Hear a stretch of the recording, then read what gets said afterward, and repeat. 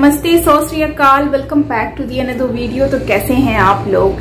दोस्तों, आज का हम जो वीडियो देखने जा रहे हैं, ये वीडियो है how India is using its ancient philosophy to become a विश्व गुरु। ये वीडियो बहुत ज्यादा इंटरेस्टिंग होने वाली है। आज इसमें हम जानेंगे फिलॉसफी इंडिया के बारे में कि कैसे वो विश्व गुरु बनने जा रहा है या बन चुका है, और G20 से भी रिगार्डिंगली इसमें हमें बहुत कुछ जानने को मिलेगा। तो फ्रेंड्स, करते हैं वीडियो को यहीं पर स्टार्ट। ओरिजिनल वीडियो का लिंक आपको मिल जाएगा नीचे डिस्क्रिप्शन में, वहां से आप ओरिजिनल वीडियो भी वॉच कर सकेंगे। Yes, let's start the video and here we go. G20 की इस साल की मीटिंग की लीडरशिप इंडिया के हाथों में थी। कुछ मीडिया और पॉलिटिशियंस ने भारत की खिल्ली उड़ाई, चाइना को सपोर्ट किया और कहा कि भारत के पास कोई विजन ही नहीं है। China is proposing a particular view, a particular vision. They are putting on the table the idea of the Belt and Road. But I don't see an alternative vision coming from our side. साहब के शब्द perfect पनौती निकले, लेकिन China के लिए। The India, Middle East, Europe Economic Corridor. The United States, Saudi Arabia, the UAE, India and the EU. चीन को मात दी जा रही है, ये एक महत्वपूर्ण बात है। अगर आप सामरिक दृष्टि से देखें, This is a big deal. This is a real big deal. एकदम इन्होंने वक्त बदल दिया, जज्बात बदल दिए, जिंदगी बदल दी। देखिए, भारत अभी तक शायद विश्व गुरु नहीं बन पाया है, लेकिन विश्व मित्र बनकर विश्व गुरु बनने का एक रोड मैप जरूर तैयार कर दिया है। आज के वीडियो में हम जानेंगे कि कैसे भारत ने अपने सदियों पुराने वसुधैव कुटुंबकम के प्रिंसिपल का इस्तेमाल करके दुनिया की रिस्पेक्ट जीती है और अपने दुश्मनों को चेकमेट भी किया है। हेलो और श्याम शर्मा शो के इस एपिसोड में आपका बहुत बहुत स्वागत है। मैं हूं सेकुलरिज्म का सीईओ श्याम शर्मा और आप सबको एक सेकुलर प्रणाम। शायद आपको याद होगा कि 2008 में जब चाइना ने ओलंपिक गेम्स ऑर्गेनाइज किए थे, तो उसका इस्तेमाल करके उन्होंने दुनिया को दिखाया था कि चाइना अब एक वर्ल्ड पावर बनने के लिए तैयार है। शायद उसी तरह से 2023 में भारत ने भी अपने देश में हुए G20 को इतने धमाकेदार तरीके से कंडक्ट किया है कि शायद दुनिया को दिखा दिया है कि अब भारत भी एक ग्लोबल लीडर बनने को तैयार हो रहा है। In the latest, the Bollywood superstar Shah Rukh Khan has congratulated the Prime Minister for a successful G20 summit. देखिए, G20 समिट एक इंटरनेशनल फोरम है 19 देश प्लस यूरोपियन यूनियन के गवर्नमेंट्स और सेंट्रल बैंक के गवर्नर्स का। G20 के member Nations मिलके दुनिया की 85% जीडीपी फॉर्म करते हैं और 75% इंटरनेशनल ट्रेड भी फॉर्म करते हैं। G20 समिट का एम है बेहतर इकोनॉमिक कोऑपरेशन, बेहतर पॉलिटिकल स्टेबिलिटी, बेहतर डेवलपमेंट और बेहतर पॉवर्टी एलिविएशन। हर साल G20 का जो प्रेसिडेंट और होस्ट नेशन होता है वो चेंज करता है।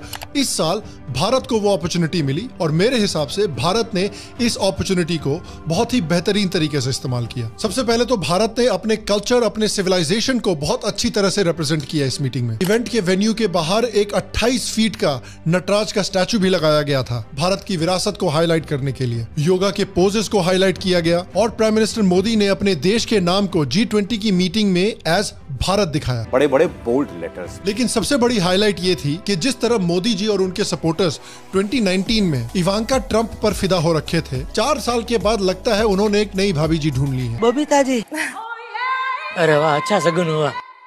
बबीता जी, जीठा जी, कैसे हो आप? बस जी रहे आपके राज में। अच्छा, so sweet. आप ना बहुत वो हो। वो मतलब जाने दीजिए। और देखिए, इंडिया में कुछ भी पॉजिटिव होता है तो आप जानते हैं कि देश के कुछ सेक्शंस में उसका एक ही तरह का रिएक्शन होता है। आइए उस रिएक्शन को देखते हैं। हमारे देश की कुछ मीडिया और कुछ पॉलिटिशियंस के जो पिताजी हैं, शी जिनपिंग, उन्होंने G20 को अटेंड नहीं किया। इस बात का इस्तेमाल करके G20 शुरू होने के पहले ही कुछ मीडिया और इंटेलेक्चुअल्स ने भारत को अटैक करना शुरू कर दिया। Country of 1.4 billion people that used to be a flawed democracy is now falling into a kind of fascism, you know. Hindu supremacist aspirations are not shared by all of India. आपको waste Bengal का election याद है? याद करिए कि waste Bengal के election के बाद बीजेपी, सीपीआई, कांग्रेस जैसी ऑपोजिशन पार्टीज के ऑफिसेज जलाए गए थे, उनके कार्यकर्ताओं पर अटैक किया गया था। औरतों ने आरोप लगाया था कि टीएमसी वर्कर्स ने उनके ऊपर असॉल्ट किया है। हाल में ही हुए पंचायत इलेक्शंस में भी बहुत पॉलिटिकल वायलेंस की गई थी, काफी बैलेट बॉक्स और बूथ कैप्चरिंग भी हुई थी। और ये सब मैं चाहता हूँ कि आप दिमाग में रखें जब आप ये सुने कि एक सीनियर जर्नलिस्ट ने क्या कहा। Freedom of speech and dissent is being clamped down, and I would completely agree with him, because the fear that you have in the streets of Delhi and elsewhere in the country, by the way, in BJP ruled states, if you're in a non-BJP ruled state, you can really speak much more freely, you can walk about the streets much more freely. वाह, जो 54 लोग बंगाल की पोल violence में मारे गए थे और जिन औरतों के ऊपर टीएमसी के वर्कर्स ने असॉल्ट किया था, वो ये बयान सुन के सोच रहे होंगे, हाँ ये कर लो पहले। जब G20 समिट शुरू हुआ और फॉरेन डिग्निटरीज को इंडियन ट्रेडिशनल म्यूजिक और इंडियन ट्रेडिशनल डांस के थ्रू स्वागत किया गया, ये बात भी लोगों को पसंद नहीं आई।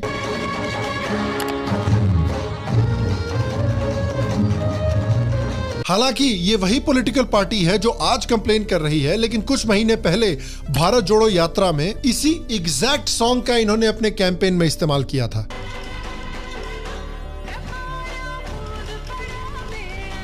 खैर छोड़िए पॉलिटिशियंस तो यार टाइम पास कर रहे हैं, मैं आपको असली ग्राउंड ब्रेकिंग जर्नलिज्म दिखाता हूं। कैरावान ने कहा कि भाई मोदी जी जो हैं वो एक नंबर के रेसिस्ट हैं क्योंकि वो अफ्रीका के लोगों को गले नहीं लगाते। तो भाई फिर ये क्या है?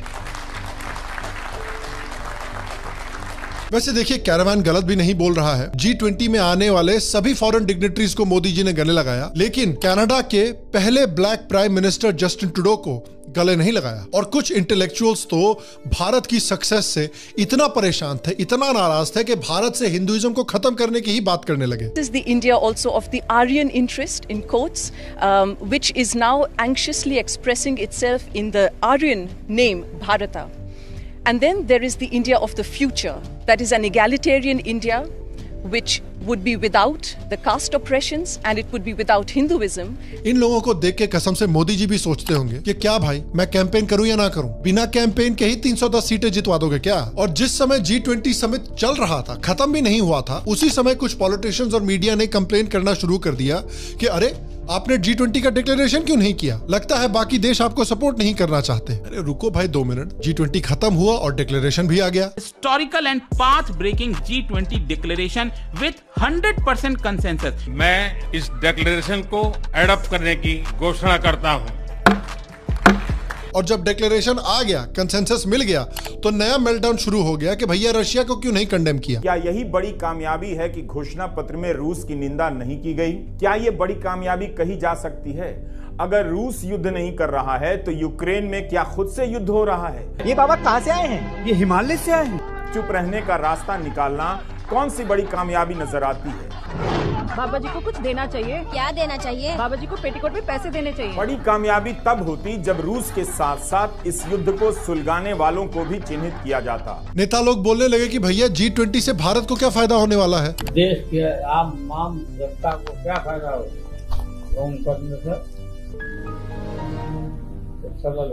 हाँ भाई, इंडिया पूरी दुनिया के साथ आसानी से ट्रेड करेगा, ट्रेड का कॉस्ट घटेगा, चाइना की ट्रेड डोमिनेंस कम होगी, इंडिया के बिजनेसेस को इतनी मदद होगी, उनका इतना कॉस्ट घटेगा। उससे इंडिया के आम आदमी को क्या फायदा हो सकता है? इंडिया के आम इंसान को तो सिर्फ चारे के पैसे चोरी करने से फायदा होता है। Did I just do an oopsie again? I didn't know. और देखिए जब भी इंडिया में कुछ ना कुछ पॉजिटिव होता है तो ऑपोजिशन, खासकर हमारे राहुल गांधी जी, जुपिटर की एस्केप वेलोसिटी से भी तेजी से यूरोप पहुंच जाते हैं, चाइना को सपोर्ट करने लगते हैं और भारत को अटैक करने लगते हैं। बोलने लगे कि भाई भारत के पास विजन ही नहीं है। तो भाई लीजिए, नेकी और पूछ पूछ, आपने पूछा और भारत ने अपना विजन ऑफर कर दिया। तो आइए इंडिया ने जो ये इंपॉर्टेंट विजन ऑफर किया है और क्यों ये सिर्फ भारत के लिए ही नहीं बल्कि दुनिया की जियोपॉलिटिक्स के लिए एक बहुत बड़ी डेवलपमेंट है, इसको देखते हैं। तो G20 में भारत की पहली सबसे बड़ी अचीवमेंट थी इंडिया, मिडिल ईस्ट और यूरोप कॉरिडोर। ये कॉरिडोर चाइना के बेल्ट एंड रोड इनिशिएटिव को काउंटर करने के लिए डेवलप किया गया है। चाइना की जो बेल्ट एंड रोड इनिशिएटिव है उसका प्लान है कि बेसिकली रोड और सी रूट्स के थ्रू चाइना को पूरे एशिया, यूरोप और अफ्रीका से कनेक्ट किया जाए और एक तरह से इंडिया को बाईपास किया जाए और उनको घेर लिया जाए। कई एशियन देशों ने धीरे धीरे इस बेल्ट एंड रोड इनिशिएटिव को ज्वाइन किया है, लेकिन हाल में ही इंडिया ने अनाउंस किया कि वो इस इनिशिएटिव को को ज्वाइन नहीं करना चाहते। Becoming the only nation at the Shanghai Cooperation Organization Summit not to sign an agreement in support of the ambitious project. उसके काउंटर में G20 की मीटिंग में इंडिया ने अनाउंस किया कि वो अपना खुद का कॉरिडोर डेवलप कर रहे हैं, जिसको India middle east Europe corridor कहा जाएगा। ये कॉरिडोर इंडिया को दुबई से कनेक्ट करेगा, जिससे इंडिया पूरे मिडिल ईस्ट से कनेक्ट होगा। फिर दुबई से इजराइल के हाइफा पोर्ट को कनेक्ट किया जाएगा, इजराइल के हाइफा पोर्ट को फिर ग्रीस के पिरेयस पोर्ट से कनेक्ट किया जाएगा और फिर उस पोर्ट के थ्रू भारत पूरे के पूरे यूरोप से कनेक्ट होगा। ये इंडिया मिडिल ईस्ट और यूरोप के बीच का सबसे डायरेक्ट कनेक्शन होगा और इसमें दो मेन सब कॉरिडोर्स होंगे। पहले सब कॉरिडोर में India, UAE, Saudi Arabia, Israel और जॉर्डन आएंगे, जबकि दूसरे सब कॉरिडोर में जर्मनी, फ्रांस, इटली, ग्रीस और दूसरे यूरोपियन कंट्रीज आएंगे। और इस कॉरिडोर का इस्तेमाल करके भारत चाइना को साइड लाइन करके अपने बूते पर पूरे के पूरे मिडिल ईस्ट, अफ्रीका और यूरोप से खुद कनेक्ट हो सकता है। और ये अनाउंसमेंट चाइना के लिए उतना ही बड़ा शॉक था जितना बड़ा शॉक ऑडियंस को पहली बार आदि पुरुष फिल्म के VFX देखकर हुआ था। जो देश इंडिया के इस कॉरिडोर में इन्वॉल्व हैं, इनमें से कई देश ऐसे हैं जो चाइना की इकोनॉमिक दादागिरी से परेशान हो रखे हैं और दूसरे उपाय ढूंढ रहे हैं। इनफैक्ट इंडिया के अनाउंसमेंट के बाद इटली से ऑलरेडी खबर आ रही है कि इटली चाइना की बेल्ट एंड रोड इनिशिएटिव को छोड़कर इंडिया के कॉरिडोर को ज्वाइन करने के बारे में सोच रही है। अरे बस भाभी जी, कितना दिल जीतिएगा। ये इकोनॉमिक कॉरिडोर इंडिया की ग्लोबल डिप्लोमेसी की सक्सेस को दिखाता है, खासकर इंडिया की जो मिडिल ईस्ट में डिप्लोमेटिक सक्सेस रही है कि इंडिया ने किस तरह से मिडिल ईस्ट के मुस्लिम देशों के साथ एक इतनी अच्छी रिलेशनशिप बनाई है। और न सिर्फ मिडिल ईस्ट के देशों के साथ, बल्कि इंडिया, मिडिल ईस्ट के देश और इजराइल के बीच में इतनी बढ़िया रिलेशनशिप डेवलप हुई है। एक समय पर ये इमेजिन भी नहीं किया जा सकता था कि भारत, इजराइल और मिडिल ईस्ट की कंट्रीज इतनी क्लोजली कोलैबोरेट कर रही होंगी। ये उतना ही नामुमकिन माना जाता था जितना बलजिंदर सिंह के हालेलुया से कैंसर ठीक होना माना जाता है। और इसलिए इस कॉरिडोर को डेवलप करने के लिए कई वर्ल्ड लीडर्स ने इंडिया की तारीफ भी की है।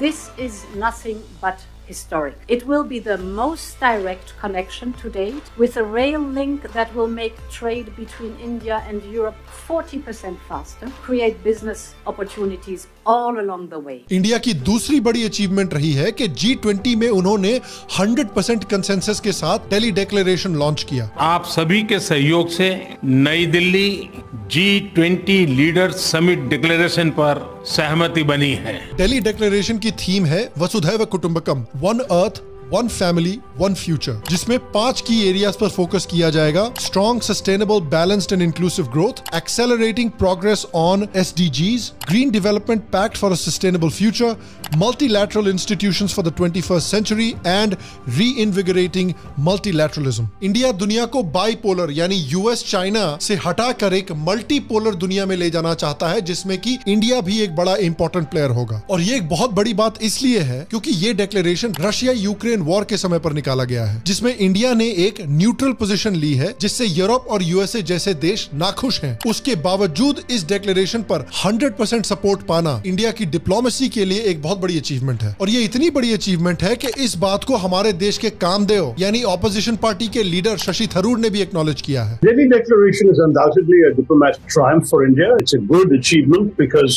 right until the G20 summit was being convened, the widespread expectation was there would be no agreement. और G20 में इंडिया की तीसरी सबसे बड़ी अचीवमेंट रही है कि इंडिया के इन्फ्लुएंस और इंडिया की लॉबिंग की वजह से अफ्रीकन यूनियन जो है वो G20 का अब एक परमानेंट मेंबर बन गया है। मैं अफ्रीकन यूनियन के अध्यक्ष को G20 के स्थायी सदस्य के रूप में अपना स्थान ग्रहण करने के लिए आमंत्रित करता हूं।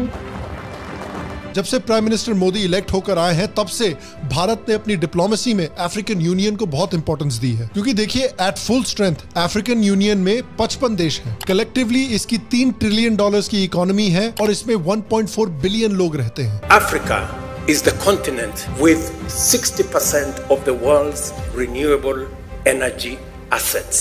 Africa is the continent that has 40% of the world's critical minerals for energy transition. और इंडिया की इन्फ्लुएंस और लीडरशिप की वजह से अफ्रीकन यूनियन को G20 में मेंबरशिप मिली है और इस वजह से उनका रिस्पांस देखिए। We're happy and lucky that India has the presidency. India is very key member of the G20, and we believe with the support of countries like India and the forward outlook Prime Minister Modi, we can get in there. और ये रही है India की strategy China को counter करने के लिए और विश्व गुरु बनने का एक रोड मैप डेवलप करने के लिए। आइए इस रोड मैप को समझते हैं। इस रोड मैप की जो स्ट्रैटेजी है उसको मैं प्रैग्मैटिक वसुधैव कुटुंबकम कहूंगा। G20 की समिट ने एक चीज को हाईलाइट किया है इस साल कि इंडिया चाइना को सिर्फ ताकत से नहीं बल्कि डिप्लोमेसी और एक प्रैग्मैटिक वसुधैव कुटुंबकम की स्ट्रैटेजी से हराने का प्लान बना रहा है। देखिए, दुनिया में इंडिया की बढ़ती इंपॉर्टेंस और चाइना की बढ़ती इंपॉर्टेंस में बहुत बड़ा डिफरेंस है और वो डिफरेंस मैं दो कॉन्सेप्ट से समझाना चाहता हूं। इन कॉन्सेप्ट्स का नाम है जीरो सम गेम और पॉजिटिव सम गेम। ये दोनों कॉन्सेप्ट्स गेम थ्योरी से आते हैं जो कि एक मैथमेटिकल डिसिप्लिन है जिसे इकोनॉमिक्स, पॉलिटिकल साइंस और बायोलॉजी जैसे डिसिप्लिन्स में इस्तेमाल किया जाता है ये देखने के लिए कि rational decision makers strategic interactions किस तरह से करते हैं। जीरो सम गेम में जब भी एक प्लेयर को फायदा होता है तो दूसरे प्लेयर को उतना ही नुकसान होता है। इसका एक क्लासिक एग्जांपल है पोकर का गेम। पोकर में जो जीतता है उसको मान लो $10 मिलते हैं, लेकिन जो हारता है वो $10 हारता है। एक और एग्जांपल है पॉकेटमारी। अगर पॉकेटमार आपका पॉकेट मारता है तो जितने पैसे का उसको फायदा हुआ उतने ही पैसे का आपको घाटा हुआ। तो चाइना का एक वर्ल्ड पावर बनना एक जीरो सम गेम है। चाइना की मिलिट्री ताकत बढ़ने का मतलब कि इंडिया, ताइवान, फिलीपींस, जापान ये सारे देश अपनी टेरिटरी खोते हैं और इन सब को चाइना की मिलिट्री दादागिरी सहनी पड़ेगी। उसके ऊपर से पाकिस्तान, श्रीलंका जैसे एशियन देश और अफ्रीकन और लैटिन अमेरिकन देश चाइना की डेट ट्रैप डिप्लोमेसी में भी फंसते हैं। China debt trap diplomacy use करता है, यानी गरीब देशों को सस्ते भाव में बड़े बड़े लोन देता है और फिर उस लोन का इस्तेमाल करके उन्हें अपने जाल में फंसाता है और उसके बाद चाइना इन गरीब देशों के नेचुरल रिसोर्सेज पर कब्जा करके उनको हड़पता है। The argument is that when countries cannot repay the loans, they are forced to hand over infrastructure assets to China. Assets such as ports, which are useful for China's ability to project its power around the world. Meanwhile, Uganda has lost its only international airport that it had to China after it failed to repay its loan. Now, Uganda is the latest African nation to fall into China's debt trap. There were worries about them losing their sovereignty. और ये देश China के economic गुलाम बन जाते हैं। दूसरी तरफ है पॉजिटिव सम गेम। पॉजिटिव सम गेम में एक प्लेयर के बेनिफिट से सभी प्लेयर्स को बेनिफिट होता है। इसे एक विन विन सिनेरियो भी कहा जाता है। इसका एक एग्जाम्पल है टेक्नोलॉजिकल डेवलपमेंट। जब भी एक ऐसी नई टेक्नोलॉजी डेवलप होती है जिससे कि प्रोडक्टिविटी बढ़ती है और प्रोडक्शन कॉस्ट गिरते हैं, इससे प्रोड्यूसर्स और कंज्यूमर्स दोनों को बेनिफिट होता है। प्रोड्यूसर्स का कॉस्ट गिरता है इसलिए उनको ज्यादा प्रॉफिट मिलता है और कंज्यूमर्स को बेहतर क्वालिटी प्रोडक्ट्स मिलते हैं और लोअर प्राइसेस मिलते हैं जिससे उनको भी फायदा होता है। अकॉर्डिंग टू मी, इंडिया अगर दुनिया में पावरफुल बनता है तो वो दुनिया के लिए एक पॉजिटिव सम गेम है। इंडिया की ग्रोथ से पूरी दुनिया को बेनिफिट होगा। इंडिया की ग्रोथ से दूसरे देश बैंकक्रप्ट नहीं होंगे। जैसे इंडिया की पॉलिटिकल इन्फ्लुएंस बढ़ी है दुनिया में, इंडिया ने क्या किया? अफ्रीकन यूनियन को G20 का परमानेंट मेंबर बनवाया। चाइना इतने समय से पॉलिटिकली ताकतवर है, उन्होंने अफ्रीकन यूनियन को मेंबर नहीं बनवाया, उल्टा उन्होंने अफ्रीकन कंट्रीज को डेट ट्रैप में फंसाया और उनको बैंकक्रप्ट किया। इंडिया ने कभी भी किसी दूसरे देश की जमीन हड़पने की कोशिश नहीं की है, जबकि इस समय पर चाइना के 18 देशों के साथ टेरिटोरियल डिस्प्यूट्स चल रहे हैं। जिस समय चाइना पूरे दुनिया के देशों को डेट ट्रैप्स में फंसा रहा था, उस समय पर पैंडेमिक की हाइट पर इंडिया ने दुनिया भर में फ्री में वैक्सीन को डिस्ट्रीब्यूट किया कोरोना से लड़ने के लिए। CNN न्यूज 18 ने इंडिया को विश्व मित्र बोला, यानी पूरी दुनिया का दोस्त, और ये बात 100% सच है। इंडिया ने अपनी पॉलिटिकल इन्फ्लुएंस का इस्तेमाल किया है ग्लोबल साउथ की एडवोकेसी करने के लिए। ग्लोबल साउथ क्या है? ये टर्म दुनिया की गरीब या डेवलपिंग देशों के लिए इस्तेमाल किया जाता है। इन देशों को पहले थर्ड वर्ल्ड कंट्रीज बोला जाता था। ग्लोबल साउथ में अफ्रीका के देश आते हैं, लैटिन अमेरिका, कैरेबियन और एशिया के देश आते हैं एक्सक्लूडिंग इजराइल, जापान और साउथ कोरिया, और ओशियानिया के भी देश आते हैं एक्सक्लूडिंग ऑस्ट्रेलिया और न्यूजीलैंड। और इंडिया की जो ग्लोबल साउथ के लिए सपोर्ट रहा है, एडवोकेसी रही है, उसको ग्लोबल साउथ की कंट्रीज ने भी रिकॉग्नाइज किया है। Victims of global power play, we want you to be an advocate for us, given support by you, the leader of the global south. और देखिए, ये एक पॉजिटिव सम गेम है क्योंकि इससे इंडिया की भी मदद होती है और इन देशों की भी मदद होती है। ग्लोबल साउथ में दुनिया के 195 में से रफली 120 to 125 देश आते हैं और ये ऐसे कंट्रीज हैं जो नेचुरल रिसोर्सेज में रिच हैं और इनके पास इकोनॉमिक डेवलपमेंट का भी बहुत पोटेंशियल है। तो एक तरफ इंडिया है जो इनकी मदद कर रहा है, दूसरी तरफ चाइना है जो इनको लूट रहा है। चाइना इन देशों का दोस्त वैसे ही है जैसे कटप्पा बाहुबली का दोस्त था, या फिर जैसे रियल लाइफ टप्पू जेठालाल का दोस्त निकला। वैसे जीरो सम और पॉजिटिव सम की तरह ही एक और कॉन्सेप्ट के बारे में मैं आपको जल्दी से बताना चाहता हूं, और इस कॉन्सेप्ट का नाम है नेगेटिव सम गेम, जहां पर खेलने वाले सारे खिलाड़ियों का घाटा होता है। इस कॉन्सेप्ट का सबसे बेहतरीन एग्जांपल है पाकिस्तान। चाइना की बेल्ट एंड रोड इनिशिएटिव को पाकिस्तान ने अडॉप्ट किया और इससे पाकिस्तान भी और गरीब हुआ और चाइना का भी करोड़ों का घाटा हुआ। क्या करूं मैं इसका, क्या करूं इसका? पाकिस्तान इतना महान देश है कि इनके लिए गेम थ्योरी को एक यूनिक कॉन्सेप्ट डेवलप करना पड़ा। वाह रे एटमी ताकत। और देखिए, भारत एक पॉजिटिव सम गेम इसलिए खेल रहा है क्योंकि भारत का कल्चर। नई Delhi G20 leader summit. Okay friends, ये था आज का हमारा वीडियो जिसमें आपने देखा कि विश्व गुरु भारत कैसे बना। एक पूरी दुनिया की जो स्ट्रॉन्ग हम कह सकते हैं कि इकोनॉमी है, वो सारी एक साथ आकर एक प्लेटफॉर्म पे नजर आ रही है, एक जगह पर जुड़ के नजर आ रही है। तो वो just because of G20 because of India, Bharat. So यहाँ पर देखें, अब बहुत सारे हेटर्स हैं जो कमेंट सेक्शन में फजूल की बातें भी लिखते हैं, बट मैं इसमें ये कहना चाहूंगी कि देखो, जो चीज आप अच्छी देख रहे हो ना, उसको एप्रिशिएट करो। अगर हमें इतना स्टैमिना है कि हम लोग इस बात को उठाकर बोल सके कि ठीक है, हम लोगों ने यहाँ पे G20 करवाई है या हम करवाने का इन फ्यूचर भी करवाने का स्टैमिना रखते हैं, तो फिर मैं कहती हूँ कि ठीक है। लेकिन उम्मीद है कि हो ऐसा पाकिस्तान में भी हो, लेकिन चांसेस बहुत कम दिख रहे हैं क्योंकि हमारे में ना प्रॉब्लम ये कि हम लोग अच्छे रिलेशनशिप नहीं बनाते, अच्छे जो है ना इंटरेक्ट नहीं कर पाते अदर कंट्रीज से, और स्पेशली उन कंट्रीज से जिनके साथ हमें फायदा हो सकता है। स्पेशली आप देखें, अरबिक कंट्रीज हैं, पहले कितना रिस्पेक्ट दिया करती थी, अब वो नहीं देती हैं। तो सेम वैसे ही USA, UK जैसी कंट्रीज, यूरोपियन कंट्रीज जो है वो पहले बहुत रिस्पेक्ट करती थी। इवन तो इंडिया जैसी कंट्री हमारे पाकिस्तान में आती थी, और वाजपेयी सर जो हैं वो खुद आए थे बस लेकर, और यहाँ पर जो है उन्होंने अमन की जो है ना वो एक शुरू किया था। लेकिन क्या हुआ था कि फिर हमारी तरफ से ही जो प्रॉब्लम्स आई तो आई। एनीवेज, वो एक अलग स्टोरी है। लेकिन यहाँ पर जो बात की जा रही है कि भारत ने, ये बात सच है कि इजराइल जो है वो एक ऐसी कंट्री है जिसके बारे में सोचा नहीं जा सकता था कि ये UAE जैसी कंट्री के साथ ट्रेड कर पाएगी या उनके साथ एक अच्छा रिलेशन बना पाएगी। वहीं पर ही पाकिस्तान के साथ अभी भी इजराइल के इश्यूज हैं। उसकी वजह कहीं ना कहीं ये भी है कि शायद इंडिया के साथ हमारे अच्छे रिलेशंस नहीं है।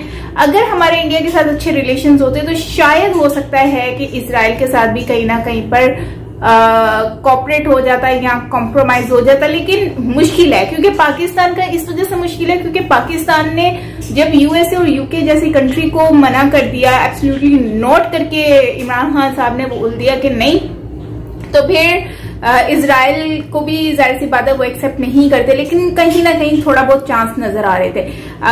इंडिया अगर पाकिस्तान के साथ, इंडिया और पाकिस्तान के रिलेशन अच्छे होते तब जाके।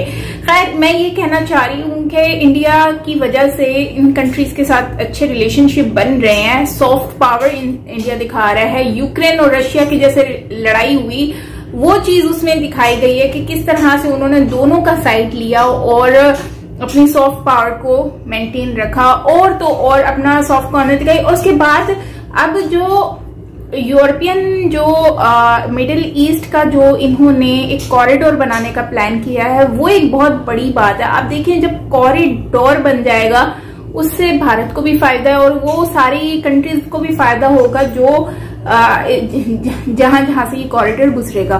अब यहाँ पर तुर्की का भी आ रहा है कि जाहिर सी बात है तुर्की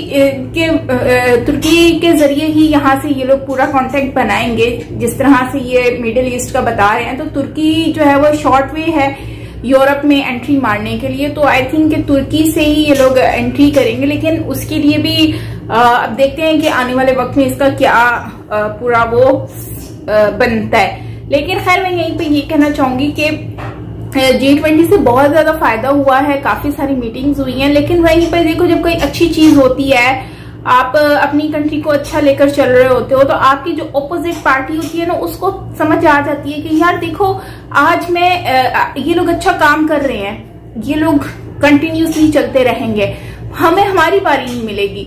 तो वो अपनी बारी के लिए ना, जब सामने वाला कोई गलत काम कर रहा होता है ना, दुश्मन खुश हो रहा होता है, ऑपोजिट पार्टी खुश होती है कि चलो ठीक है, ये जो इसके कम ही दिन रह गए। लेकिन जब सामने वाले को नजर आ रहा है ना कि यार ये बंदा तो सही चल रहा है, अब हमारी बारी तो मुश्किल ही है, तो फिर जलन भी होती है उनको, फिर वो हर चीज वो करने की कोशिश करते हैं, चाले भी चलते हैं, बातें भी बोलते हैं। तो उससे क्या होता है ना कि आप सामने वाली पार्टी अगर सही है तो उसको बुरा मानने की जरूरत नहीं है, बल्कि उनको खुश होना चाहिए कि हम कुछ अच्छा कर रहे हैं, तभी तो हमारी ऑपोजिट पार्टी जो है कुछ बोल रही है।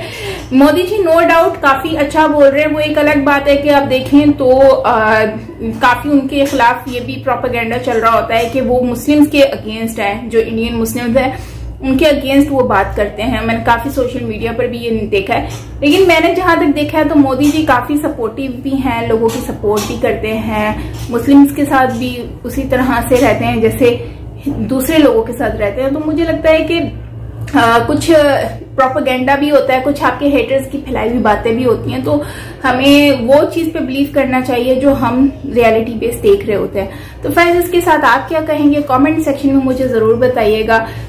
तो मिलते हैं नेक्स्ट वीडियो के साथ, अपना ख्याल रखिएगा। Till then take care, lots of love and